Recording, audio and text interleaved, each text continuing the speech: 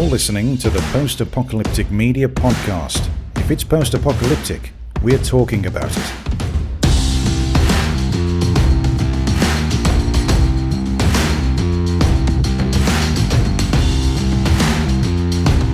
Hello and welcome back to the Post-Apocalyptic Media Podcast. I'm your host, Sean. This is episode number 90.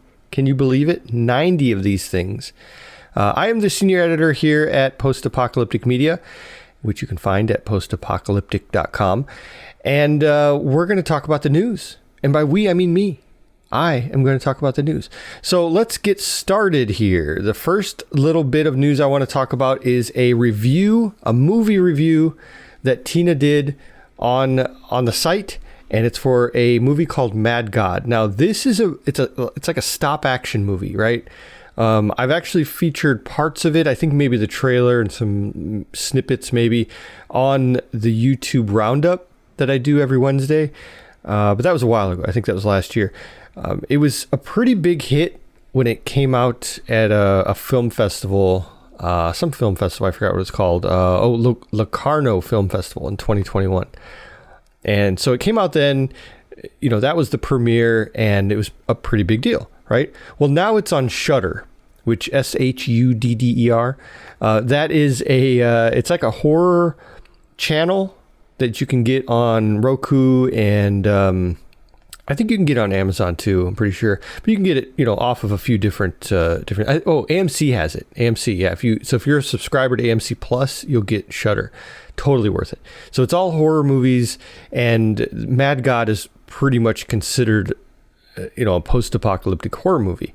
And Tina writes up a review of it on the site, and she doesn't really give a lot of spoilers, which is good. She tells a little bit about the premise of the movie, and here's what she says. She says, the assassin travels through a nightmare underworld of tortured souls, ruined cities, and wretched monstrosities.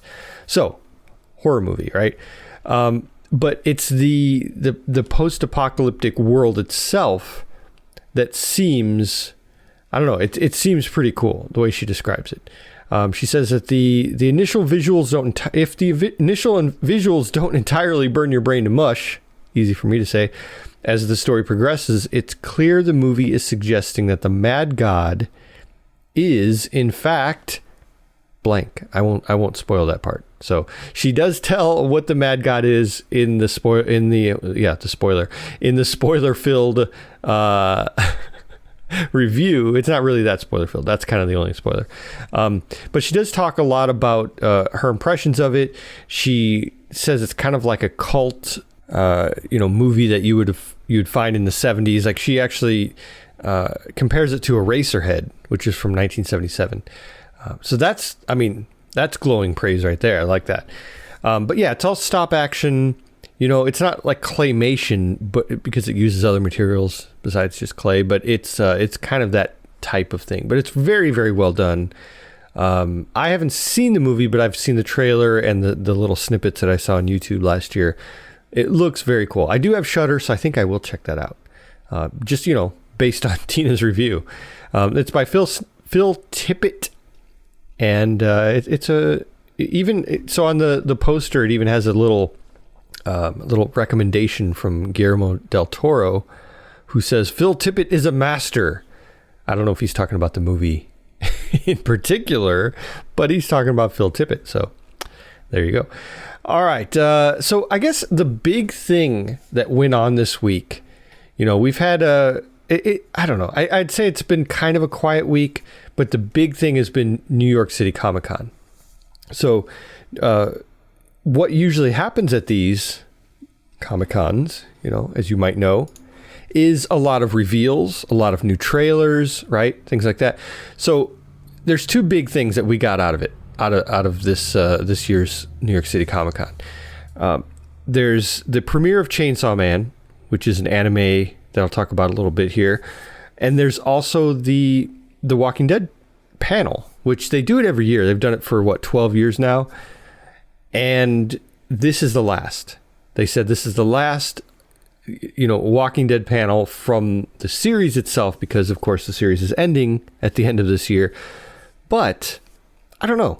I feel like they'll probably still do Walking Dead related panels, right? They have all the spin-offs coming out.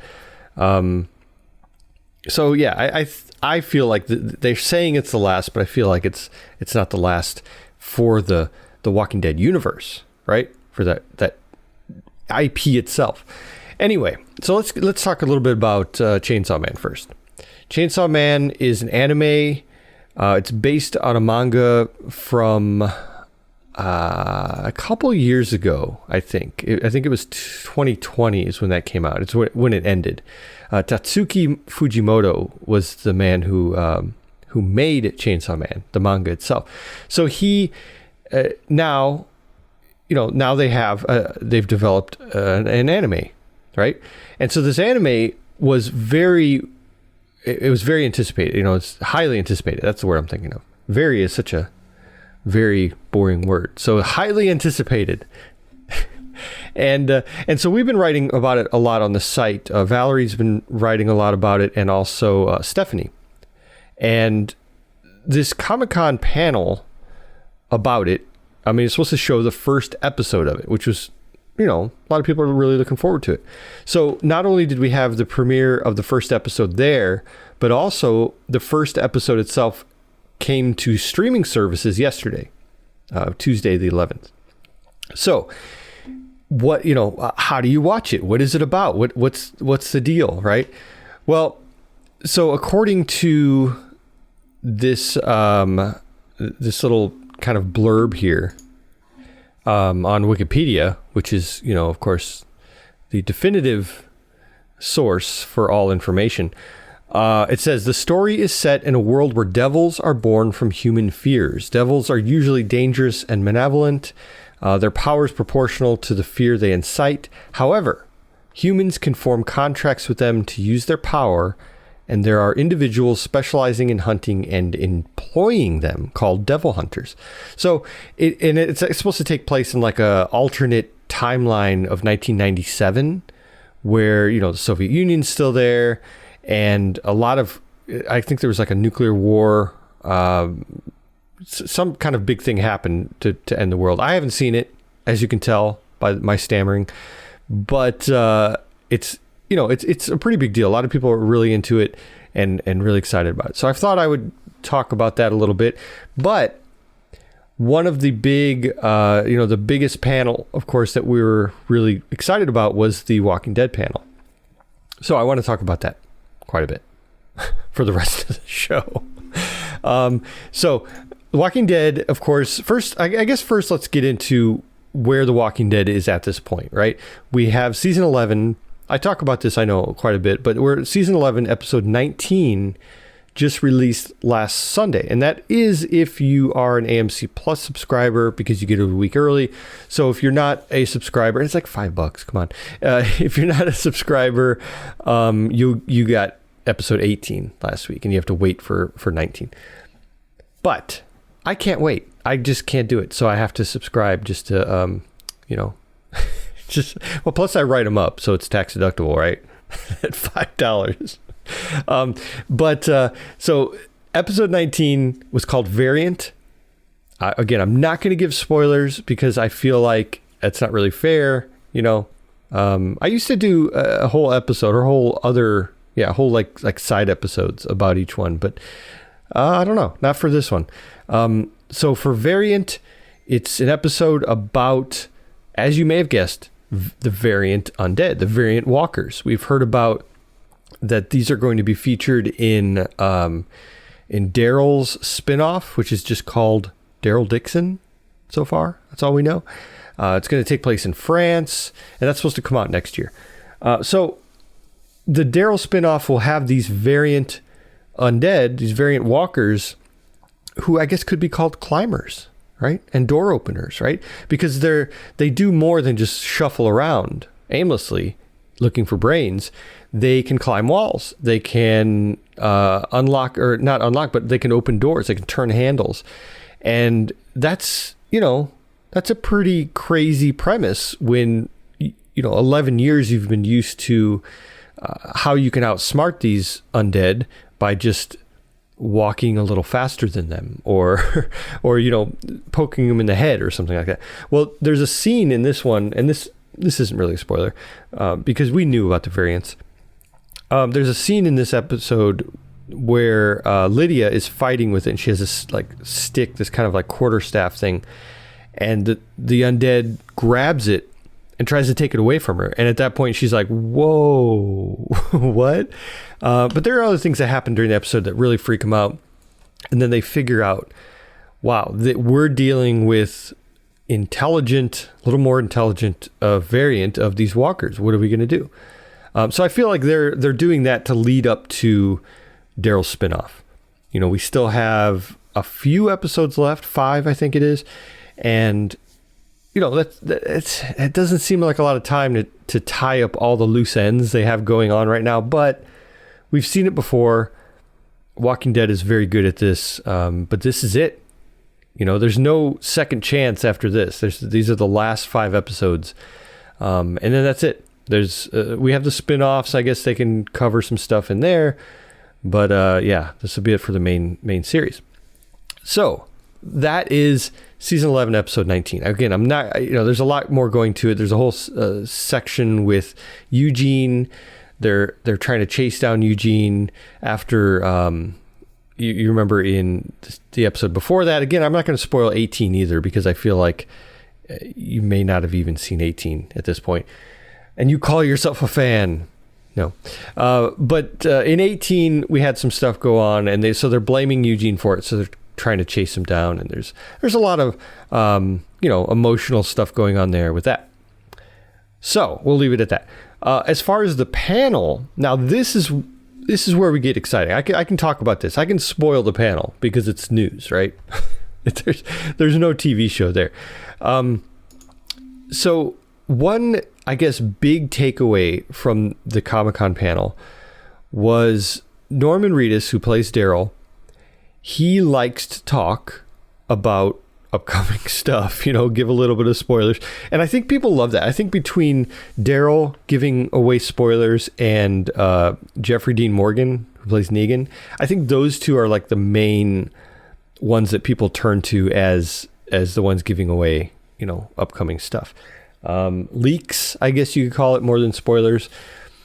But so the Daryl character, Norman Reedus, he says that we will see a lot of familiar faces in his spinoff, the one that's in France, and it's called Daryl Dixon so far. That's all we know. I mean, it'll probably be called The Walking Dead: Daryl Dixon, but he says it'll be called Daryl Dixon. We'll see. Anyway, it was originally, as you might remember, supposed to have Carol and Daryl in it, right?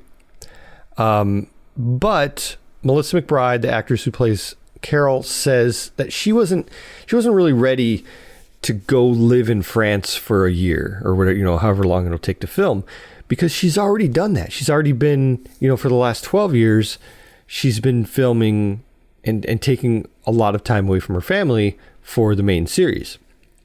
So it makes sense. I get it. Not a big deal.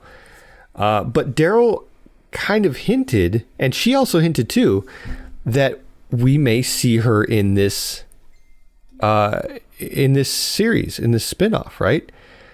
So here's some of the quotes. Reedus said, "It's going to be fun, and there will be a lot of familiar faces," right? We covered that. He says a lot of familiar faces. We'll touch on that in a second, because who's he talking about? Now, back to Carol. She doesn't want to live in France. She doesn't want to stay there and, for a long period of time to film, but that doesn't mean she won't appear there. She won't visit and do an episode, right? Totally possible, right? So, we taking a look at that and considering that, Reedus does say their journey's not over. Talking about he and Carol, their journey together. They will meet down the road. You can pretty much bet all your money. And this next part I love. He says, "I read all these people whining about it, and I have to just keep my mouth shut, but there will be a lot of foots in a lot of mouths at some point." A lot of foots and a lot of mouths at some point. So he's saying a lot of people are getting mad. There was a really weird reaction that I know I've talked about here when Carol said she wasn't able to be on the show, and people were blaming Daryl. They were saying, and I say Daryl, the character, they were blaming Norman. They were saying basically like, what did he do? What did he chase her off? Did he do something? Well, no, it was nothing he did. Even Jeffrey Dean Morgan spoke up and says, just shut up. All of you, you're being stupid about this. Like, just hold on. Like we're probably going to see Carol again, you know? So that's exciting. Carol, of course, is a favorite character of a lot of people, myself included. Great writing and great acting, just overall. You know, great actress, great writing on her part for her character. And so it'd be exciting to see her there somehow. I don't know how. We don't have, you know, jets anymore and things like that, but there are boats, I'm sure. See her on the spinoff would be great. So now let's go back to talk about where he says lots of familiar faces. What is he talking about, right? There was speculation at first that Rick Grimes would be back, played by Andrew Lincoln. Of course, Rick Grimes, everyone knows Rick Grimes. He's the first person you saw on the very first episode, and he lasted quite a few seasons. It was quite a big blow to the show when he left. A lot of people left also, just like when Glenn left. A lot of people stopped watching. But they've already talked about a separate spin-off with Rick and Michonne, right? So, I mean, it's entirely possible that Rick could be on this Daryl spin-off, sure. But more than likely, you know, he'll concentrate his efforts on the spin-off with he and Michonne. So I don't know. I feel like we won't see Rick on the Daryl one, but who knows? And you know, it's if they go to France, right? So we have that possibility for a familiar face. We also have Connie, who's played by Lauren Ridloff. So Connie and Daryl kind of had a little bit of a closer friendship than Daryl has had with most other people. I mean, Daryl isn't the most, I mean, he's friendly, but he's not, you know, he's not someone that people just attach to immediately, except for fans. Fans love him. But in the world of The Walking Dead, he doesn't have a ton of friends, but he has a few friends that are very close. And I like that. That's the way I am. I have like, you know, one friend, and it's my dog, and he's a great friend. That's it. No, but so I think it's cool to see the possibility of someone like Connie being on the show, because they were, I don't know, was it like a romantic? I don't think it was like a romantic thing, because of course Daryl did have the romantic thing with Leah, but she died. Spoiler alert. So we won't, and that was way earlier in the season. So we won't see her there unless this is like a back in time. No, it can't be. So you never know. You never know with The Walking Dead. They could be doing like Mad Max timeline stuff and just completely messing it up and screwing stuff up for the sake of I don't know, whatever reason. But we probably won't see Leah. Connie would be great. That would be a great addition. I think it's likely. I think she's a great character. That one episode she did, Lauren Ridloff did with the like haunted house episode, like the horror based, you know, like very 80s, 70s horror haunted house thing. That was one of my favorite episodes of this season. So I think that would be cool, right? Because, I mean, not to do that again, but to get her, she had a great role in that episode, and to get her into the spinoff would be very cool. But we don't know. So another thing I think is very likely as far as a familiar face to join Daryl would be Judith, right? Played by Kaylee Fleming. So Judith, of course, is Rick's daughter. And he and Michonne kind of adopted her, and because Judith calls her mom, it's the only mom she's known. So here's the thing with Judith. I think we'll see Judith again. She will either be in the Rick Grimes Michonne one, although they're separated right now, so she would have to find him, and all that stuff. Or she will go with Daryl to France, and maybe because Daryl has a very kind of uncle relationship with Judith. He's taken her in. She painted one of his wings on his jacket, and so it's it's kind of like Uncle Daryl, right? But I see it as a very like Last of Us kind of a dynamic and situation. Of course, in The Last of Us, Joel and Ellie, Ellie's not his daughter, but he takes her in and he protects her in the apocalypse, things like that. So I feel like that would be a very likely familiar face, would be Judith with Daryl kind of taking care of her. But also, Judith doesn't really need taken care of, right? She would be a good partner, I think, as far as like, battling undead, and especially with the variants. If he's going to be facing the variants, he needs a badass kid with a sword. And now she has a gun, right? I think he gave her the gun. Well, I think at the end he said, "I'll hold on to this until you're ready," which is Rick's gun, of course. So I think maybe she'll have the gun. Maybe she has her dad's hat, who, Carl had it for a while, Coral. And so she has the hat, she's gonna have the gun, she's gonna kind of take over. I think she's gonna play a bigger role. I think she's gonna take over kind of the Rick Grimes personality that we've been missing from the show, right? That's what I think. And I think she'll do it in the spinoff.